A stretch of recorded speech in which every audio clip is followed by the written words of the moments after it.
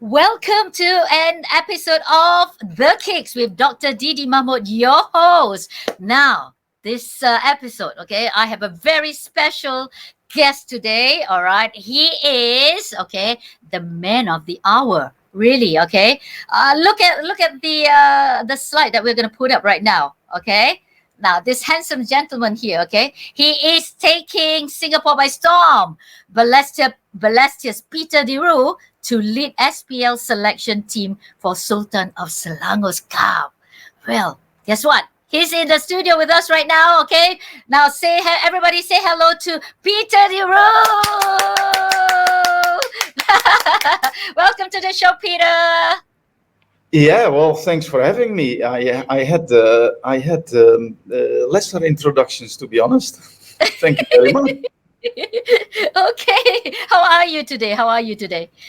Yeah, I'm good. We just had a session this morning to prepare for our game on Sunday. Then had a meeting with all the other coaches and the referees at Jalan Besar, and I said I have to go. I have an important interview to go to. So. Oh yes, of course. Thank you very much for being with us. I think the whole of Singapore, okay, is very captivated by Peter Diru. Okay, I first met you in Kuala Lumpur, right, back in 2018, 2019, Peter. You remember Yes. that? With Yeah. walking football, and then, well, I mean, we want to know who's Peter Diru. Would you like to tell us about who's Peter Diru? Tell us. Oh yeah, look. No, I'll do that. But in saying that, I will tell you straight away that I'm usually not very comfortable talking about myself. You're very modest, you know. I mean, No, okay, tell us something about like Peter Duru, the man. Okay, how is he when he was young? You know, is he playing? Was he playing football? You know, when that interest for football comes in? You know, those kind of things. Yeah. yeah, like when I was around 6 or 7, I grew up with my father and mother and one brother who was 1.5 years older. He and I were always pretty competitive. And my parents both came from a sporting family. My father came not from a sporting family himself. As a matter of fact, he was not supported at home at all in his sporting adventures. Probably he decided for himself that he wanted to be different. It's also a different period maybe because he grew up just after the war in Holland, and obviously there was no there was no time for sport. We needed to rebuild the country and that kind of things. And my mother played handball at a very high level, and they always encouraged my brother and myself to play sport, not necessarily football, but they they always emphasized a team sport to develop your social skills and communication skills, and maybe learn how to deal with setbacks that happen in football or in sport. And it's something that I probably inherited from them. I have a son myself, and everybody always says to me, "Oh, he must be a footballer like you." And to be honest, I did the same as my parents did. I never ever encouraged him to go to football, but I did say I would appreciate you if you want to go sport, combine it, especially with the young, at least with the team sport as well. So obviously for us it was football and judo in the beginning. At some point when you're 13, 14, you have to make a choice. That for me that was an obvious one. But I was 14, 15. I know that I had a little bit of talent, but I had no idea where I was compared with other players. I never thought of being a professional footballer. I just wanted to be the best I could be myself. And when I was 17, I got the first offers to play professional. Wow. I declined the first offer. Did you? And why? Well, actually, this is a funny story in a way that I was identified and scouted by actually the club where Fandi was playing at the time in Groningen. I think when this story happened, he might have even been there. I was young. I spoke with over the phone. No, I had a meeting with my father and the club, and I just didn't like the story they told me and what the plans were with me. And I played already at the highest amateur level at highest senior amateur level as still a junior player, and that was actually already a very high level. And then this club came around, and when they gave me a couple of days to think about it. And then when they called me, they asked for me on the phone, and I said, look, I decided not to do it. I want to finish my study here because I needed to move house as well. And plus, I think I can learn more at the level I play at right now with senior players rather than to spend the next year in the reserve team of FC Groningen. That was the club. His father, his son is actually the national team coach of Holland right now. Oh, okay. Famous family. So I don't think he got rejection before because he didn't handle it very well. He said to me, if you don't come to the club right now, I'll make sure that you never ever play for this club again. Oh, wow. And then he said, can I speak to your father? And he said, and I said, yes, of course. And then my father took the phone, and I heard my father say, look, it is his decision. And it was true because they never influenced me. They said, it's your choice. You need to be happy with it. And in the end, when he said to me, I'll make sure that you never play for this club again. I remember when my father put down the phone, just by saying that, I said to my father, just by saying that to me, I know that I made the right choice already, because that's not how you deal with 16, 17-year-old players. Yes. I mean, I'm amazed, Peter. I'm amazed. I mean, at 17 years old, you basically, making up your minds, your own decisions about where you are heading in life and all that. I mean, with the pressures of, from parents, even, I think, as you know, right, even in Singapore, everywhere in the world, okay, if they hear that, okay, if their son is being offered a very high place, they would probably grab it, and then they would say, wow, this is the key to something even bigger, Yeah, but that's maybe why I appreciate my parents so much in how they dealt with it, because they never pushed me in any kind of these decisions. If they say if it doesn't feel right for you, then don't do it. And if you think this is the right step to do, go for it, and we'll support you. We'll support you no matter what choice you make. So they left it completely up to me and never put pressure on me. And like I said, regardless what choice you make, we'll support you. Right. And, I think, Peter, I think that's amazing. I think that's a quality that you actually embodies as you go along in life, right? Because I think your parents trusted you, with your decisions, they supported you. And I think is that the way that you do, in coaching, like what are your coaching philosophies? Well, in terms of, you have, of course, a philosophy in how you want to play football, but I think very closely tied in with that is how you manage people. How do you deal with the people above you? How do you deal with the people in the dressing room, your players?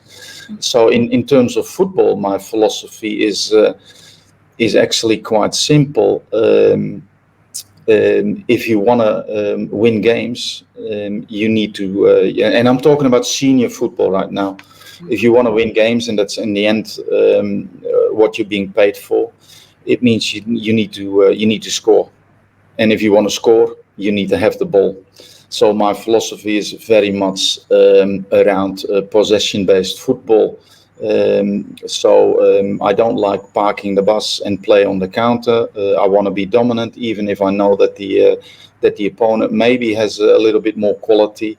I will still want to make life difficult and try, because I see that also to maintain possession against a team that's maybe a little bit better than you. It means there's still a lot of learning, and I think a playing style like this is also means automatically that there will always be learning, because you need to be proactive. Parking the bus and play on the counter is reactive, and reactive is usually means that there takes less learning place. And if we want to develop and improve, we got to make sure that we test this against the best in our league or as well. And so very much possession based. That doesn't mean that we want to keep the ball for the sake of keeping the ball. In the end, it's about creating opportunities and creating chances. It's a game of football is not about who has the ball the most. No, it's who scores the most. Right. But like I said, if you want to win games, you need to score. If you want to score, you need to have the ball. Without the ball, you can't score. So pretty simple, actually.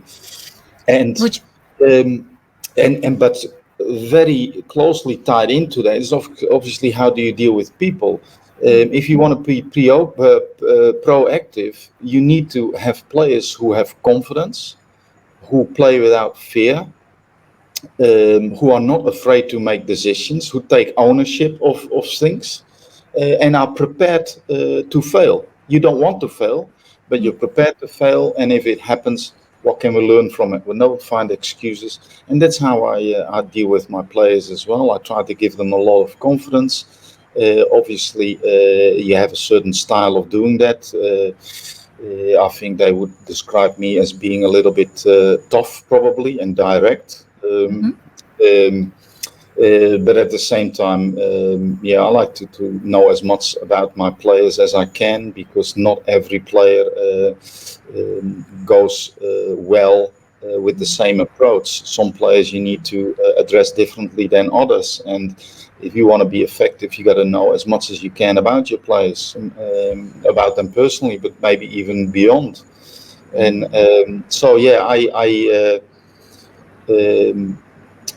for me, the bottom line is that for me, the way they train and how willing they are to challenge themselves mentally, physically, I can accept mistakes. We all make them, and I make them maybe even more than they do. But that's okay, as long as you learn from it, as long as you see them as learning rather than failure. Stuff like that. I want to give my players a lot of confidence, and obviously give them the credit if things go well, and if things don't go well, then it's on me. They need to feel safe to make it. So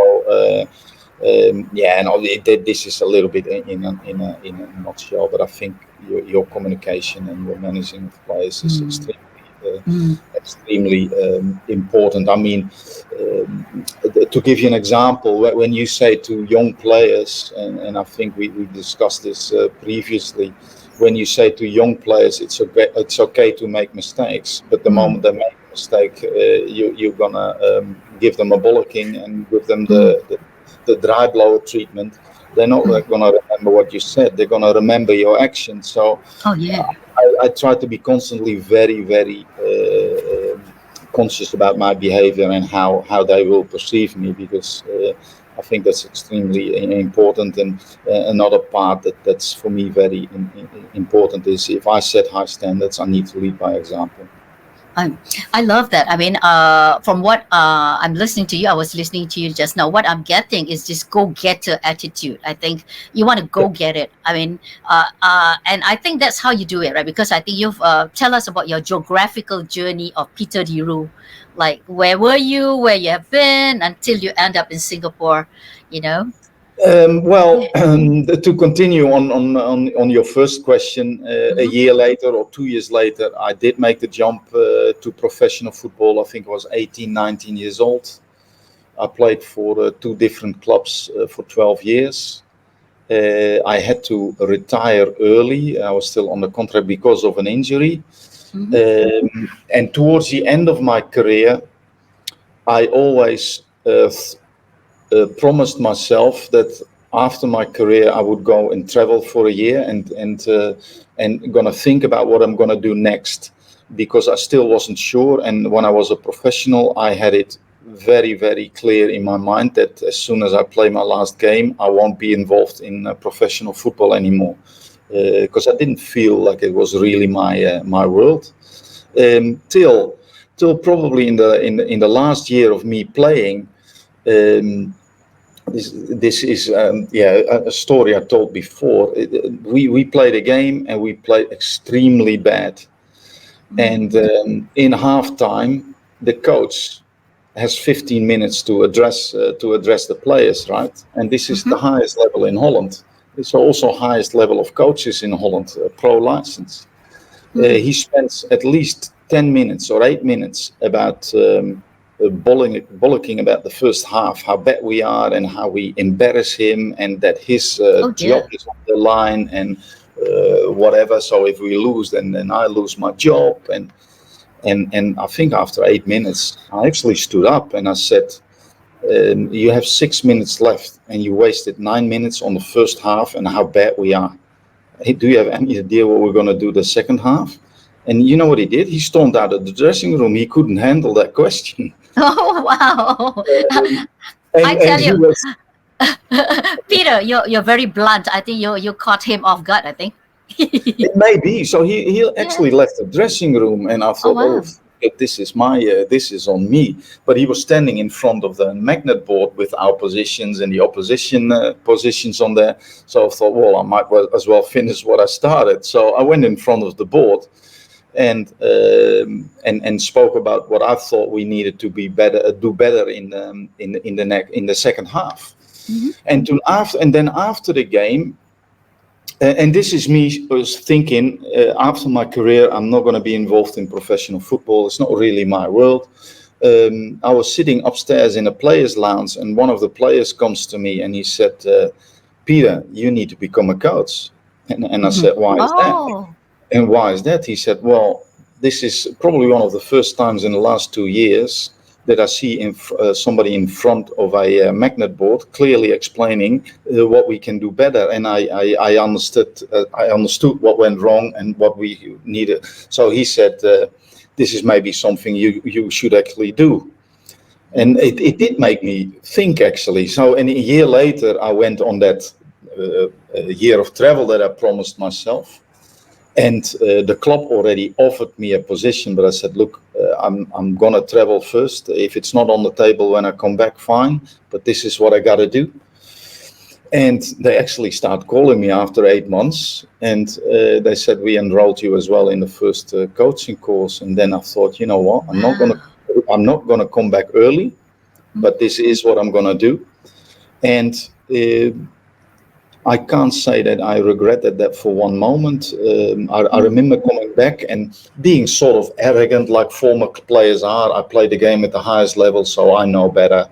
But then I was at the coaching course. In the first 2 weeks, I was actually thinking, wow, these instructors all failed at their professional club. That's why they're an instructor, because they can't be at the club.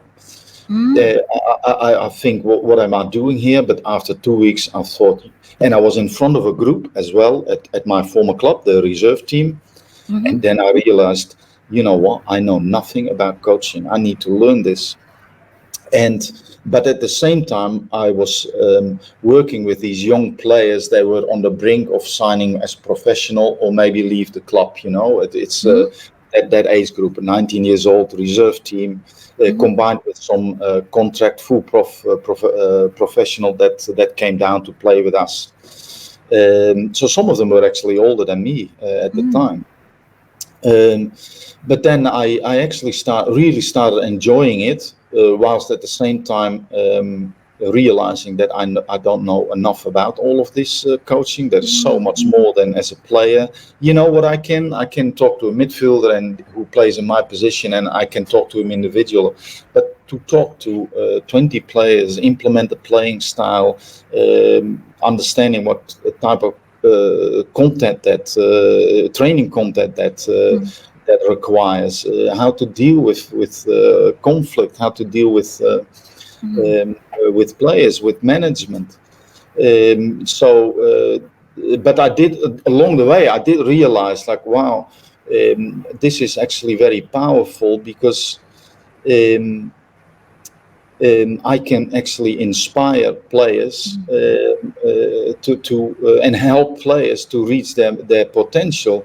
And I'm influencing here 20 players, some staff, so I'm influencing 30 players here.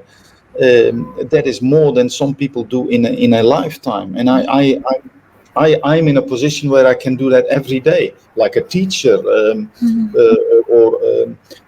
there's more jobs where you have that. I'm thinking that is something that really caught me, and I thought, well, if you're in this position, you might as well do it the best you can. But I started getting a little bit a feeling for it, and after 2 years, they also asked me to become technical director of the club, and I combined it. And one of my former coaches, actually the one who brought Fandi to Groningen, and became technical director of Australia, and he called me when I was in Austria on a ski vacation. He said, "You want to come and help me?" So I didn't doubt for 1 second. During my travels, I was in Australia already. I know the sporting culture. I know it's not really a football country at the time, but definitely the way they go about sport was something that I thought, well, there's a lot of potential for football as well. So I thought, you know what, I'm just going to do it and see where it ends. And then spent 2 years there, and then 7 years with the national teams, from under 16, under 15 to under 21. Full time. We had a full-time program at the Australian Institute of Sport. So that was on a daily basis on the field with potential future national team players, and definitely all professionals in a very, very good environment at the AAS. That was a great time. And then at some point in 2017, the president of FAM at the time and the boss of JDT in Johor across the causeway, TMJ, called me, or he didn't call me. He had Alistair Edwards, a former player in Singapore and an Australian international player. He called me and he said, do you want to come? And I said, look, this is not the first thing on my list of priorities working in Malaysia, but I'm happy to have a conversation. And then I spent 2 days with the Crown Prince of Johor in the palace, 30 k's down the road, and in 2 full days. And then I thought, you know what, I got to do this, because the way he spoke gave me the feeling I can do and make a difference, because he will be supportive. I wasn't sure how much sort of politics maybe I could end up with, but knowing that I had a short line with him being a royalty, I knew if there is ever a chance to be effective in Malaysia, then it's going to be now. Yes. And so I did, and I had spent a great time in Malaysia till the beginning of COVID. And then I decided that it was enough. And then through circumstances, I ended up in Singapore, not involved in football, but actually with my family. So when I was here not doing anything, some people started to notice that I was in Singapore, and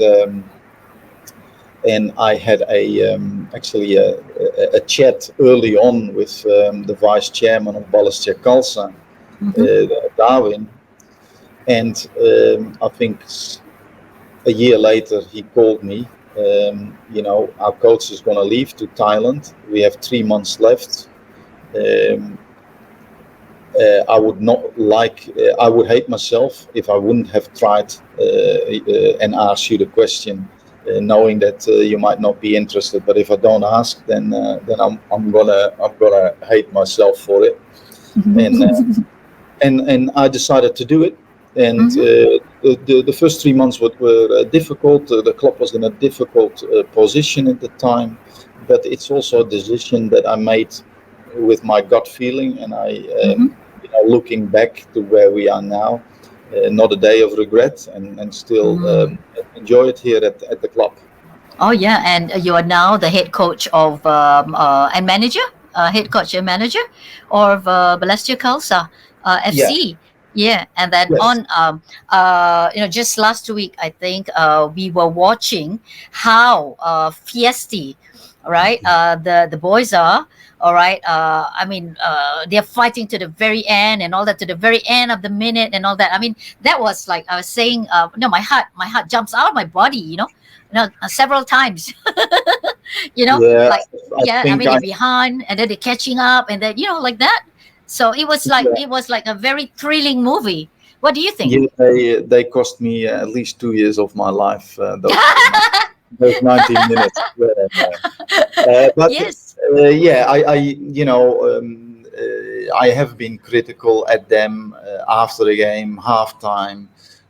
But you also gotta get also give credit where credit is due.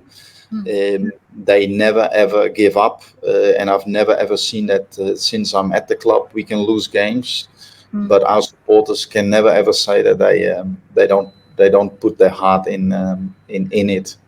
Sometimes we can be a little bit smarter. Obviously, when you come back from a 3-0 at halftime, clearly something went wrong in the first half too. But yeah, the spirit in the last 45 minutes with one man down actually was amazing. Yeah, it was good. Yeah. It was awesome. That makes very good TV, basically. Also, Yeah. and then and then it's on the YouTube, and then is good. If any one of you out there who has not seen it, I think I know there are several who actually keeps repeating, watching it again because I think it's so thrilling. That game. I think that was a fantastic game. And then now, congratulations, Peter, the head coach of the Singapore Premier League selection team to Sultan of Selangor Cup just next week. Yes. What? Tell us how do you feel when you get that appointment, and what's the immediate thoughts that comes to your head? Thinking about what's upcoming next. Now, there was actually two things coming to mind straight away, and that is the first one is probably very honored to be picked to coach the team because as a foreigner, that's not something that probably happens too often. So for me to be picked out of the Premier League coaches, also as a foreigner, I see as a massive honor. But for me, having worked in Malaysia and working in Singapore now, straight away comes to mind that I know what this means for so many people across both sides of the causeway, not only for Singaporeans but also for Malaysia. There's a lot of nostalgia involved in this game. It goes back to an era where football was in its prime in Singapore, but also in Malaysia, with filled stadiums in the 80s, 70s, 80s, and 90s. So me knowing that makes it even more special because then otherwise you might take it for granted if you don't know the history. I'm fortunate enough that I worked in both countries, so and I know that history, and that's why it means a lot to me too. And probably the third was when I found out that the venue was Merdeka Stadium, and that was probably I think that was built in or finished in '57, especially for the declaration of independence of Malaysia. And then 6 years later, the proclamation of Malaysia, and then all these national team games that have been played there. And also that's in football history, but also it has significance. It has a very high significance in Malaysian history in general. To play this game there, makes it really, really complete. Yeah. Yes, and I think also because there's always this Singapore and Malaysia. we're just like siblings, so we have Yeah. sibling rivalry all the time.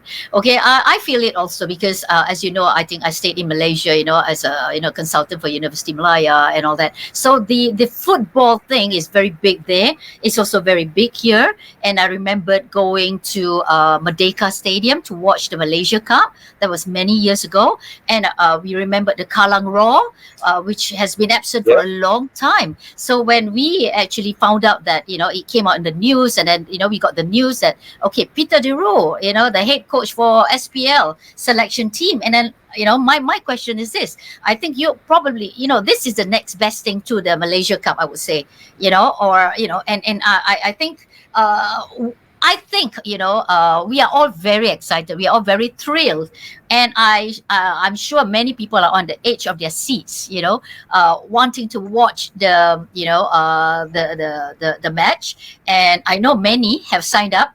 To go and watch you lead our team, our SPL team, and all that. Okay, to win the match. What do you think are the challenges? I would say, or what are your projections? Okay, you wouldn't want to let the cat out of the bag, but what are your projections? What do you think? Nah, What are you expecting? I haven't really thought any further than that. Obviously, when being picked as a coach, you're in charge of picking players. So, and then you also depend a little bit on availability. I think Lions City Sailors didn't release players because of their AFF commitments a couple of days later. And also Guy Lang didn't release three of their players that I would love to have in the squad. But that being said, I haven't thought any further than to look for a squad of players where is a good mix between young and old. A good mix between clubs as well, but because two clubs didn't release all the players, you end up with picking a lot of players from Tampines as well. But that's also credit to them. That's because they do so well. And then you look at the makeup of the squad. I want a team that goes out there and really give it to Selangor and plays with a lot of pride and a lot of fear. So I looked at attitude. I looked at players that can play the way that I want to play in terms of possession-based football. I'm pretty happy with the squad that we have right now. And next week, I have the first opportunity to work with them 2 days, 2 trainings before we leave. And we make sure that everybody, if they're not fired up already, we'll make sure that they are next week. But from the players that I did speak, I noticed that it's also special for them to be selected for a match like this. So I don't think I have to do too much of a job in that department in terms of mental preparation. They see it as a big honor to be picked, just like you're being picked for your national team, and they see it as an opportunity to measure themselves with the Malaysian top team and showcase themselves in a different environment to the Singaporeans back home and the Singaporeans that support us in the stadium. So, what do you expect us to be watching? Is it a go-getter team like you are? Yeah. Okay. I mean, that is a little bit how I think and who I am as a person. When you make decisions, you put everything in it and no regrets. It's even how I make decisions. You rather regret the things that you do than the things that you never did, because there was doubt. And I expect that from my players as well. We go in there without fear and having a go. It's something that I maybe have as a person, but I picked that mentality also up in Australia. You always have a go. You don't go out there and not give it your all. Even if you think that an opponent is better, it doesn't matter, because you can make a lot of difference if you're smarter, work harder, are more creative, whatever. You know what I mean? So I think when you go off the field, it makes sure that in any of those departments you have no regrets that you left something in the locker room, right? And then after the game, we'll see where we are. But I have a lot of faith not only in the attitude but also in the skill and the abilities of the players. I think we are. I think saying that we are so excited is very very understatement. I'm thinking it's, if you can find a word that explains or describes to you how we feel. Okay, because we have not seen something of this kind. We have like SPL like this, and then you taking the players together, put them all together, and then bring them to Malaysia, at Merdeka Stadium. And of course, apart from our ex-national footballers, right, which who will be the curtain raiser Yeah. for the Selangor Cup, right? Sultan of Selangor Cup, and then you guys going to come in. So I think we Singaporeans traveling all the way there, even on TV. I do not know whether they're having it on TV, but I'm sure they should. If not, okay, we can watch it on YouTube and all that. And I'm sure the whole of Singapore will be watching, at the edge of their seat. And of course, our Malaysian, fans as well.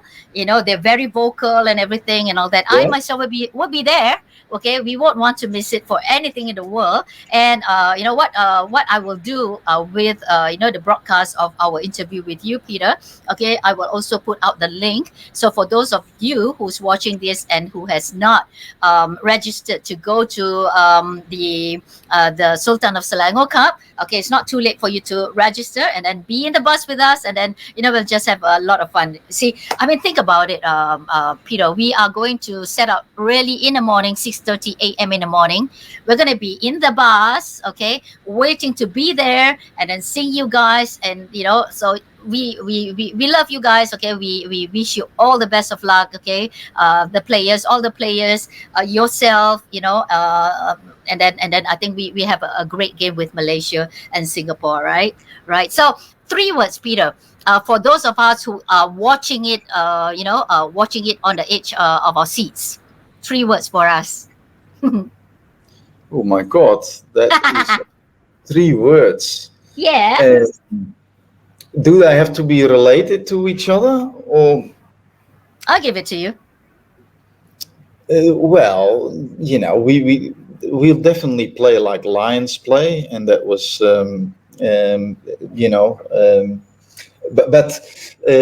yeah, no fear, and play like a lion, and make supporters proud of Wow.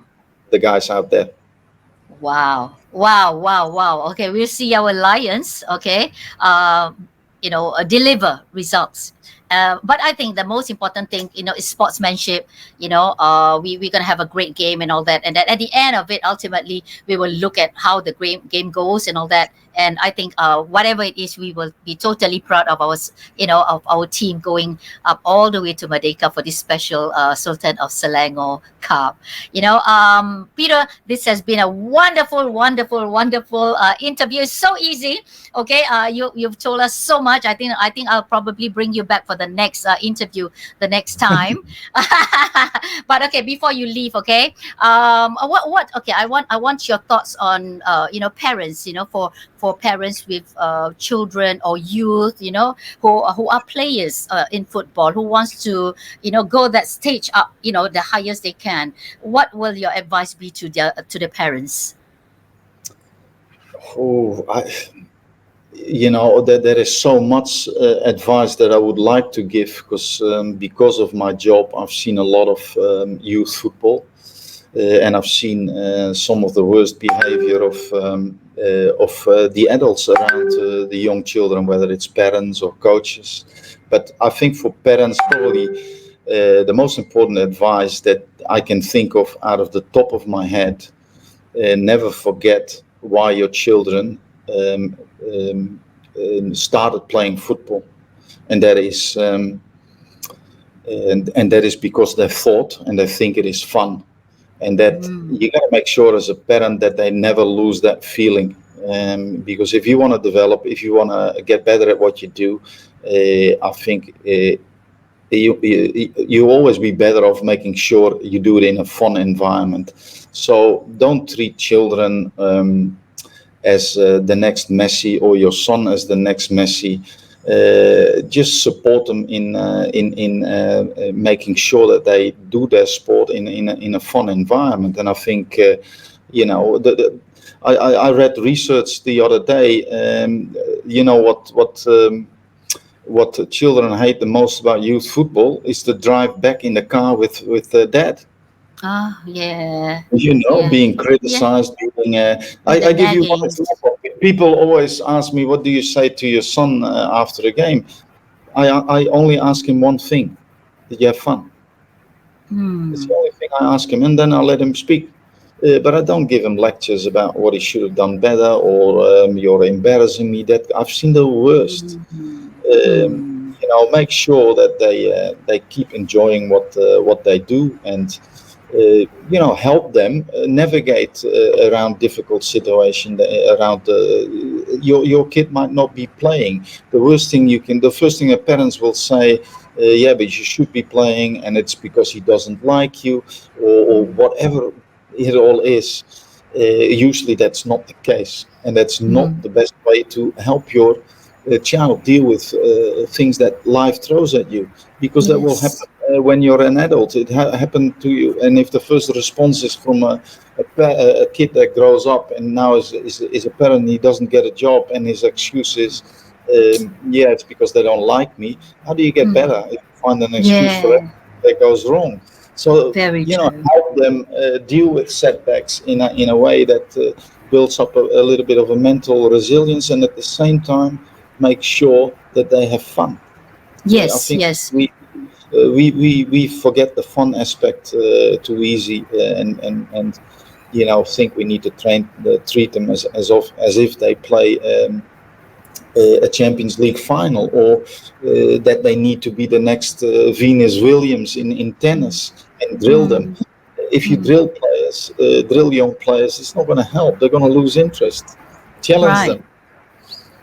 I love that. I mean, positivity is the way to go. I mean, we're thinking about the kids, on the field, giving their hearts out, playing their hearts out and all that. And then at the end of it, they have to go on that car, that drive, and then, getting nagged and all that. I mean, we ourselves as adults would feel really down with that, isn't it? I mean, we wouldn't enjoy it anyway, we are talking about us as adults, but what about children? It gets imprinted in their brain, and okay, before we leave, okay, I will not leave you. I would not let you leave us without going into this. I was talking to you just a couple of days ago, and then we were talking about the sum of, you were talking to your players. Remember, you were talking to your players. We were talking about like how you talk to your players and all that. And then, the sum of the threes, right? Would you want to go into that? The sum of the threes? It is something that I strongly believe in, although I don't even know whether there is scientific proof for it. But I do believe that you become obviously a product of your environment. But there is a lot of choices that you can make in your environment. You can't choose where you grow up when you're young, maybe. And look, if you grow up as a footballer in Holland, or you grow up as a footballer in Australia, there is already an advantage because you know that the football is a little bit better organized. The coaches are better in Australia. In Holland. So that is something you can't change. But I think as there is also things that are in your control, and that is the people that you surround yourself with. And I'm a strong believer that you surround yourself. If you surround yourself with average people, then you will become average too.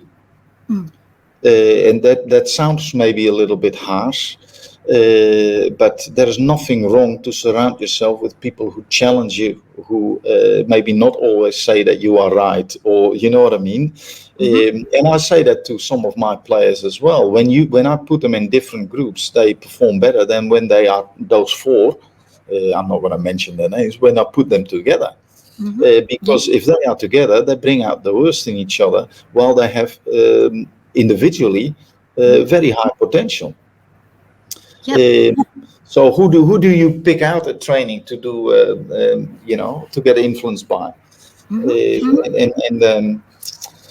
But I also think this is not only in football. This is in companies. That is how recruitment in